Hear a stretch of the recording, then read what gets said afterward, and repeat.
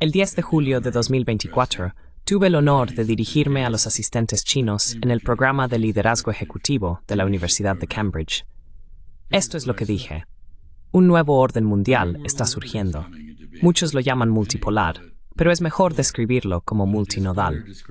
Después de todo, un polo es el extremo de una línea entre dos puntos, pero el orden emergente es una red tridimensional, no un eje bidimensional, ni siquiera una colección de ejes.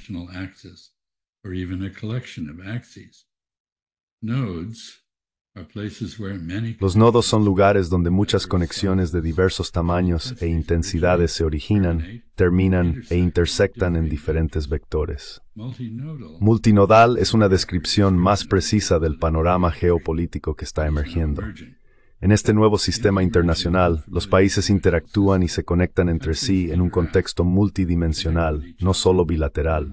Estas interacciones a menudo ocurren de múltiples maneras, a veces inconsistentes. Una nación puede tener malas relaciones políticas o confrontaciones militares con países con los que, no obstante, tiene una interdependencia económica significativa. Esta es una descripción justa de la actual relación bilateral sino-estadounidense, o en todo caso, de las relaciones sino-vietnamitas, a pesar de las similitudes ideológicas entre los dos países.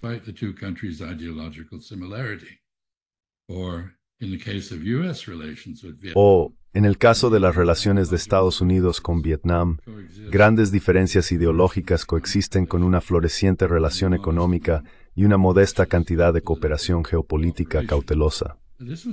Este fue el espíritu de la reciente reunión de los primeros ministros de China y Japón con el presidente de la República de Corea en Seúl. Veremos mucho más de este tipo de complejidad en las relaciones en el futuro. Para consternación de los fanáticos antichinos o antiestadounidenses, los intereses y aspiraciones internacionales de China o Estados Unidos no pueden ser entendidos o predichos únicamente por referencia a sus interacciones bilaterales. Cada uno se conecta con el otro de diversas maneras, y cada uno tiene interacciones complejas con otros países y grupos de países. Tales países y agrupaciones se conectan a su vez con otros de sus propias maneras.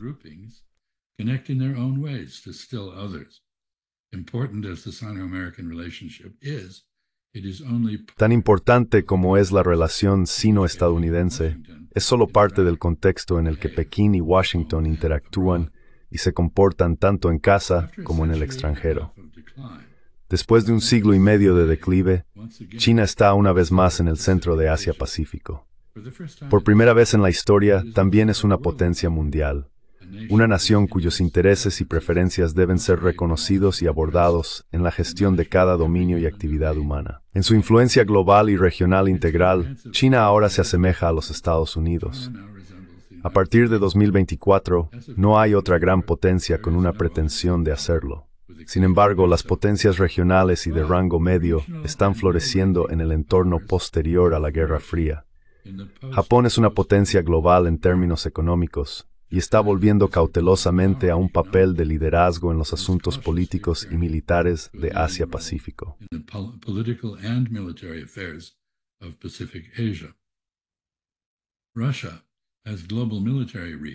Rusia tiene alcance militar global, pero no es un jugador importante en el comercio y la inversión global fuera del sector energético.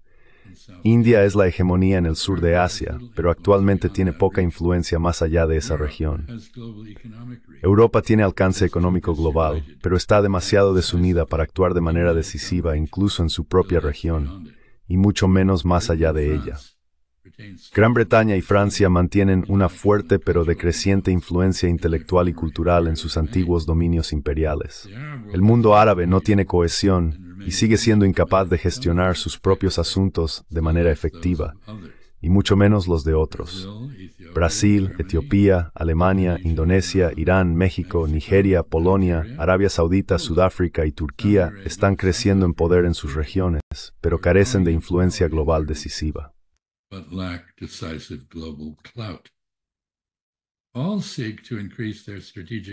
Todos buscan aumentar su autonomía estratégica. Ninguno está dispuesto a subordinarse a China, Estados Unidos o cualquier otro posible señor supremo.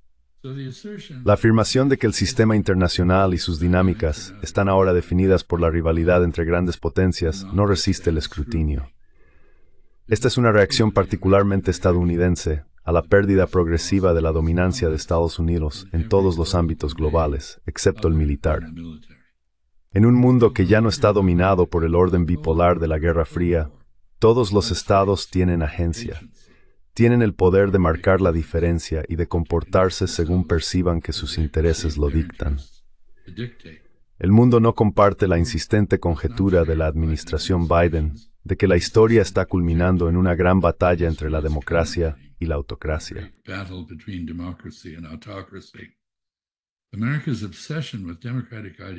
La obsesión de Estados Unidos con la ideología democrática no surge de esfuerzos extranjeros por subvertir la democracia constitucional en el país, sino de factores internos que están erosionando la democracia y el Estado de Derecho a nivel doméstico.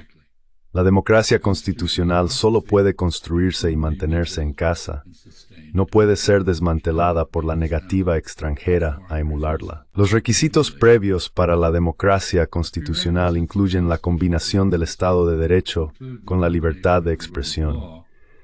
Este compuesto inventado por Occidente ha permitido históricamente el debate entre una ciudadanía informada para que puedan asesorar y consentir la elaboración de normas gubernamentales.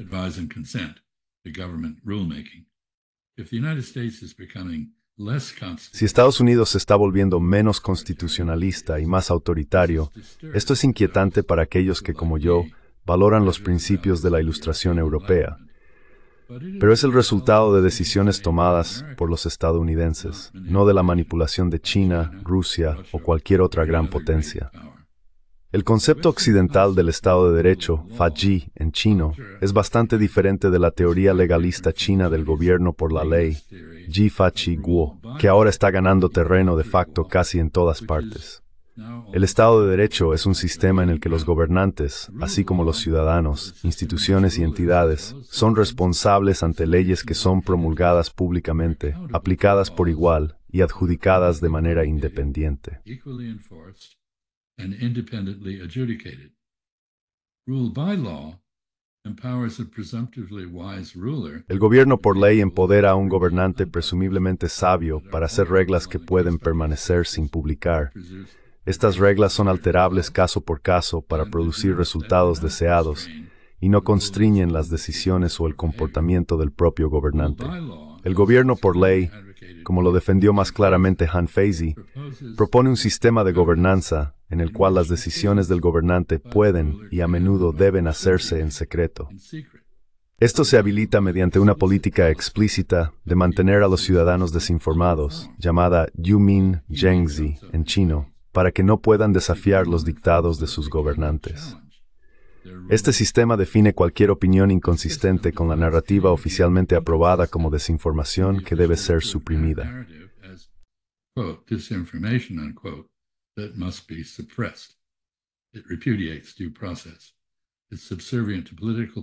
Repudia el debido proceso. Es sumiso al poder político, al prestigio y al privilegio, permitiendo que las reglas se apliquen selectivamente según quién hizo qué a quién, en lugar de lo que se hizo y si fue correcto o incorrecto. Estos son conceptos de gobernanza bastante diferentes, y las naciones del mundo difieren en cuál es más efectivo y deseable. Estas diferencias ideológicas importan. Se manifiestan en los enfoques variados de las naciones hacia las interacciones internacionales, así como en sus opiniones sobre los méritos y la legitimidad de los sistemas políticos domésticos. Así sea, que florezcan 100 flores, que compitan 100 escuelas de pensamiento. Como dijo una vez un gran reformador, la práctica es el único criterio de la verdad.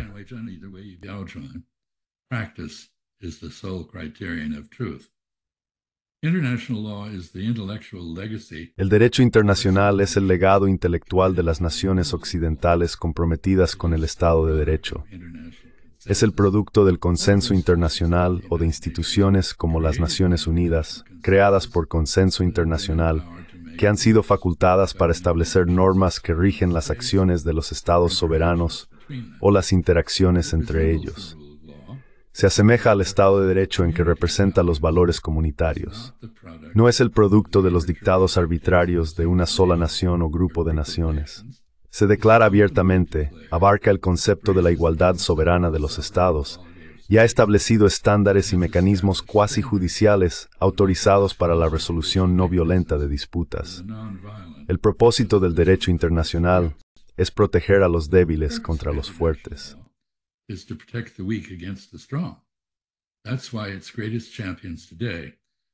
Es por eso que sus mayores defensores hoy en día son naciones que carecen del poder o la ambición para imponer sus preferencias políticas o económicas a otros.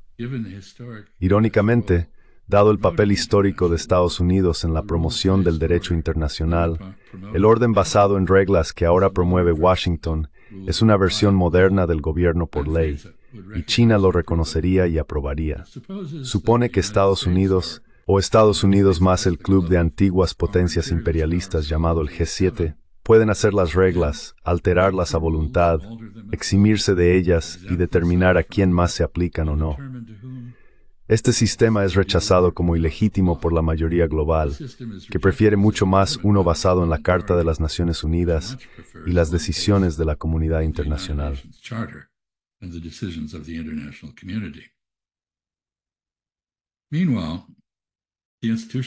Mientras tanto, las instituciones de gobernanza global creadas después de la Segunda Guerra Mundial están desintegrándose. El sistema de las Naciones Unidas no ha podido montar una respuesta efectiva a la guerra y el colapso estatal, el calentamiento global, la migración masiva, las pandemias, el genocidio, la extinción de especies, la proliferación nuclear y otros desafíos a la existencia humana. El Consejo de Seguridad está paralizado. Regímenes regulatorios como la Organización Mundial del Comercio han jugado un papel crucial en fomentar la prosperidad global y la expansión de la economía global, pero ahora están bajo ataque y desmoronándose. La Carta de la ONU y las convenciones internacionales que una vez restringieron el comportamiento nacional e hicieron el mundo algo seguro y predecible, ahora son cada vez más ampliamente ignoradas. Al igual que la democracia constitucional, el respeto por el derecho internacional está ahora en retroceso.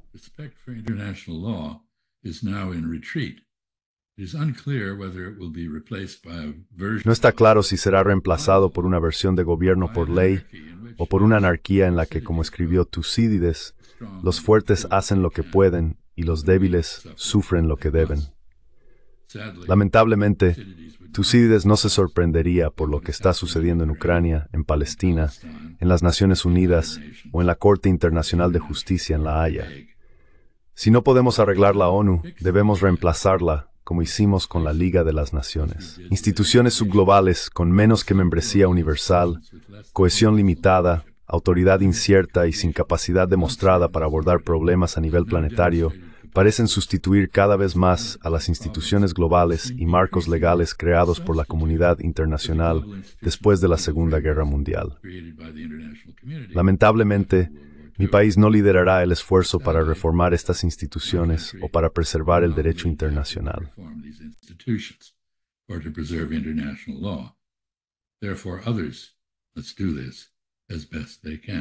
Por lo tanto, otros deben hacer esto lo mejor que puedan. La respuesta angustiada de Estados Unidos a la pérdida de su primacía económica y política ha sido adoptar políticas proteccionistas de comercio e inversión y militarizar su política exterior. Pero ni el proteccionismo ni el militarismo pueden ni harán que Estados Unidos vuelva a ser grande. Ninguno es una respuesta a la sobreextensión hegemónica. Tratar de aplastar 10 pulgas a la vez con todos los dedos, como dice el refrán chino, es un esfuerzo absurdo que es tanto inútil como debilitante. En efecto, en lugar de reforma y apertura, Washington ha adoptado una estrategia político-económica nacional de estreñimiento industrial y huelga de hambre.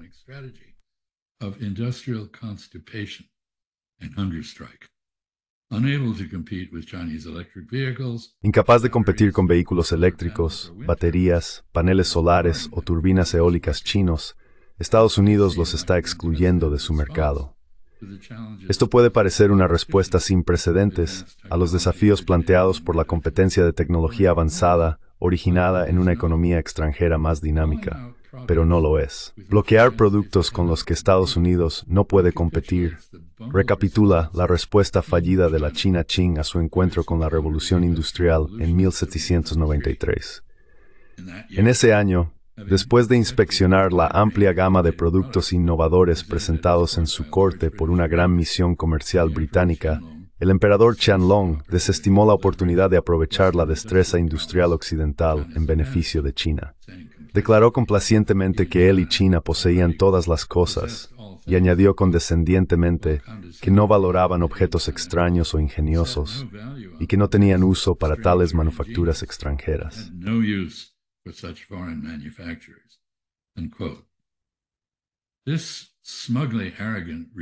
Esta arrogante y presuntuosa negativa a reconocer los méritos de abrir China al comercio con el creciente Occidente, o de colaborar con científicos, tecnólogos, ingenieros y matemáticos extranjeros, llevó a la estancación económica, la derrota militar y el desorden interno.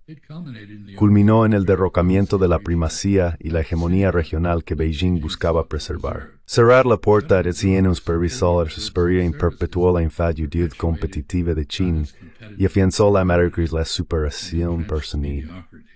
Obviamente, cuando la autosuficiencia se exagera, puede producir.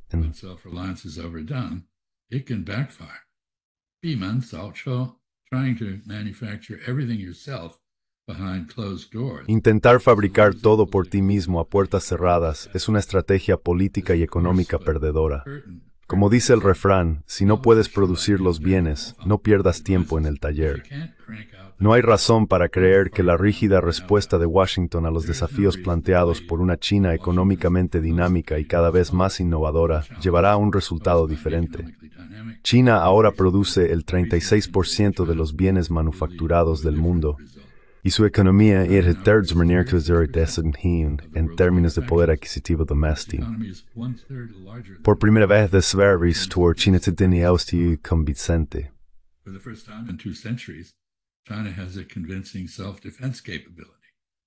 But China's major challenges to the world are not. Pero los principales desafíos de China para el mundo no son principalmente militares. Una respuesta militar estadounidense no los superará. Aún así, Estados Unidos ha optado por un enfoque casi exclusivamente militar ante el regreso de China a la riqueza y el poder. La desviación de inversiones hacia guerras interminables, acumulaciones militares y carreras armamentistas con China y Rusia ha llevado al deterioro de la infraestructura doméstica de Estados Unidos, la disminución de los estándares educativos, la desinversión en investigación científica y salud pública y el aumento de la deuda. En la era nuclear, ninguna gran potencia debería desear hacer de otra un enemigo implacable. Pero así es como Washington está tratando actualmente tanto a Pekín como a Moscú.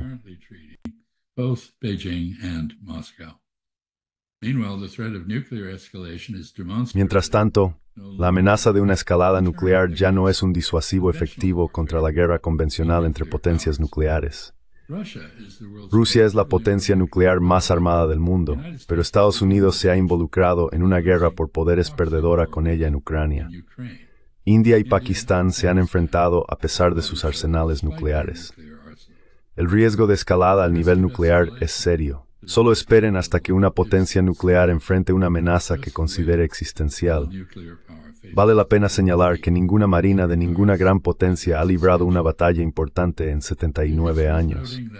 No ha habido desembarcos anfibios importantes desde 1950, hace 73 años.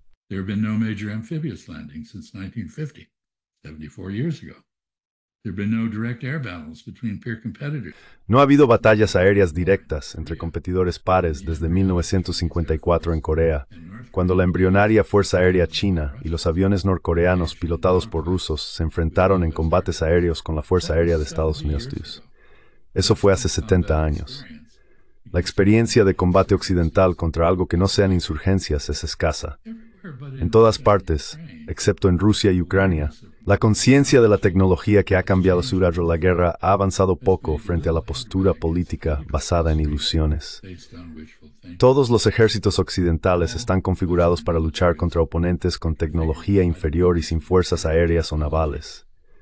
Todos prevén guerras cortas y victoriosas. no guerras prolongadas de desgaste.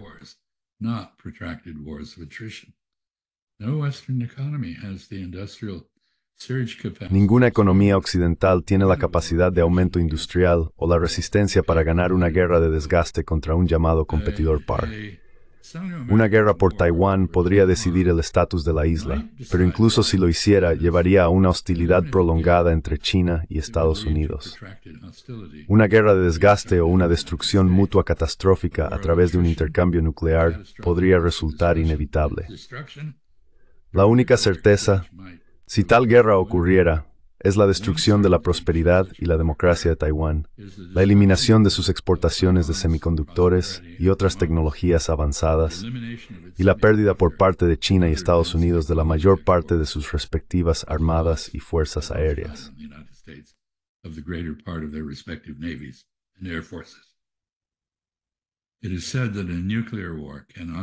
Se dice que una guerra nuclear no se puede ganar y nunca se debe luchar.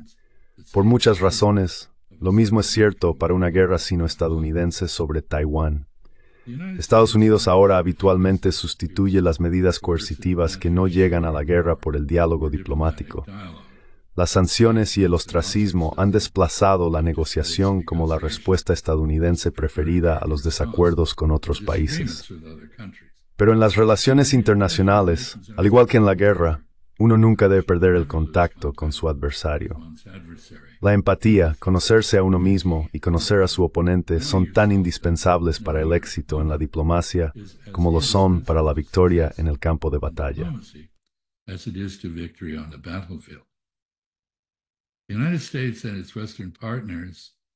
Estados Unidos y sus socios occidentales utilizan sanciones unilaterales de manera rutinaria para aislar a países y sus economías. Les niegan el acceso a mecanismos de liquidación comercial, congelan o confiscan sus activos gubernamentales, les prohíben el acceso a tecnología, restringen sus exportaciones e inversiones, prohíben transacciones con ellos y les niegan la emisión de visas a sus funcionarios y ciudadanos. Las sanciones crean resentimiento y alimentan la obstinación de sus objetivos, mientras distorsionan los mercados y crean intereses creados en su perpetuación. En lugar de resolver problemas, los arraigan, pero tienen seguidores devotos, especialmente en mi país. El efecto neto de las sanciones y el proteccionismo estadounidense es hacer que el mundo sea cada vez menos que la suma de sus partes anteriores.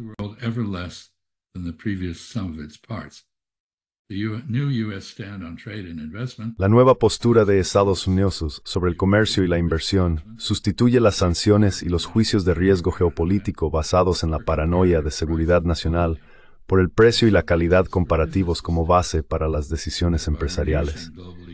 Esto reduce la eficiencia económica global, el crecimiento y la prosperidad.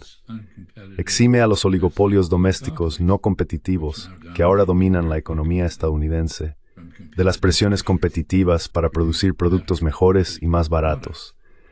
Priva a los productores estadounidenses de insumos de producción económicamente deseables y fija la inflación. Reemplaza los mecanismos de resolución de disputas cuasi judiciales en el comercio internacional con concursos de suma cero de poder económico. Socava los sistemas globales de reserva monetaria y liquidación infle, la formación de bloques de divisas y mecanismos de intercambio competidores.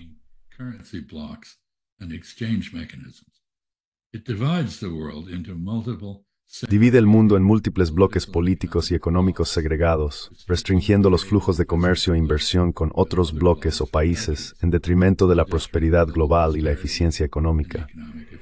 Conduce a una mayor estagnación y declive tecnológico. No es un enfoque realista para reindustrializar América. Empuja al mundo hacia intentos de soluciones militares, en lugar de diplomáticas, a problemas, la mayoría de los cuales no pueden resolverse en el campo de batalla. La élite política de Estados Unidos presenta su nueva postura sobre el comercio y la inversión como una consolidación de las relaciones de alianza, mientras se defiende de la competencia desleal de los extranjeros.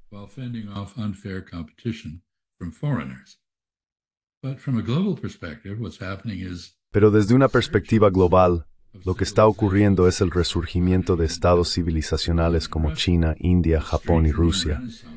Hay un renacimiento fortalecedor del mundo islámico, la reafirmación de la autonomía estratégica por parte de Francia y otras potencias europeas, y el ascenso de nuevas potencias de rango medio como Brasil, Etiopía, Indonesia, Corea, México, Nigeria, Arabia Saudita y Sudáfrica. También vemos la emergencia de la ASEAN, la Asociación de Naciones del Sudeste Asiático, como un factor independiente significativo en la economía global. Además, creo que estamos presenciando el comienzo de la realización de África de su tremendo potencial demográfico y económico.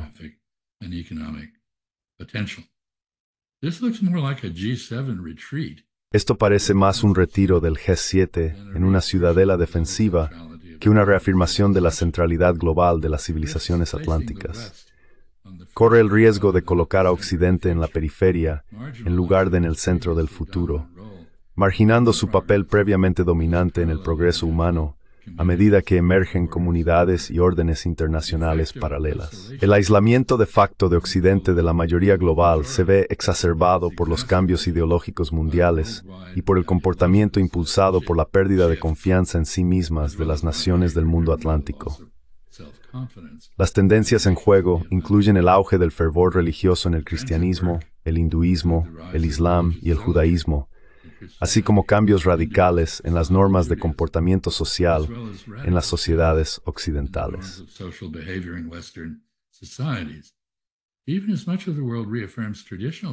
Incluso cuando gran parte del mundo reafirma los valores tradicionales, las élites occidentales ensalzan las virtudes de la fluidez de género, el hedonismo y otros aspectos del llamado wokeismo, que intolerantemente exige tolerancia hacia comportamientos considerados inmorales durante mucho tiempo.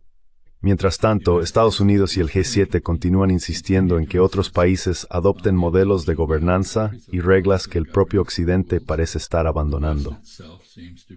Las divisiones internas, la inestabilidad y la decadencia de Estados Unidos y sus aliados del 7 se reflejan en declaraciones y acciones contradictorias e ineficaces en el extranjero. And ineffectual statements and actions abroad.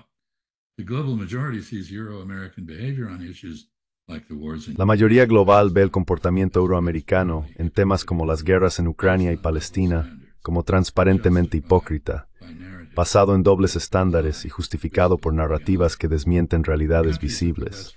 Los países que Occidente una vez colonizó o dominó ya no están dispuestos a seguir su liderazgo en los asuntos mundiales. En resumen, estamos presenciando el fin de un orden global unificado dominado por Occidente y su reemplazo por una mezcolanza de colaboraciones y rivalidades a nivel subglobal. Algo similar ocurrió debido al caos devastador de la Guerra de los 30 años en Europa. Eso fue un desorden compuesto por estados en guerra, muy parecido a la historia de China antes de la unificación Qin o India antes de Ashoka. Or India before Ashoka. But the 30 Years' War ended in the establishment. Pero la Guerra de los 30 años terminó con la Paz de Westfalia, que estableció un sistema de coexistencia pacífica entre múltiples estados soberanos que respetaban su diversidad cultural. Su resultado se conmemora en los 5 principios de coexistencia pacífica. La pregunta para tu generación y la siguiente, en China, Occidente y el resto del mundo, es si podemos replicar ese resultado y poner fin a nuestra caída en la anarquía. Necesitamos construir una paz basada en el respeto mutuo por la integridad territorial y la soberanía de cada uno, la no agresión mutua, la no interferencia mutua en los asuntos internos de cada uno, la tolerancia, la igualdad y la cooperación para el beneficio mutuo. Si no podemos hacer esto, arriesgamos más que nuestra prosperidad, arriesgamos nuestra propia existencia. We risk our very existence.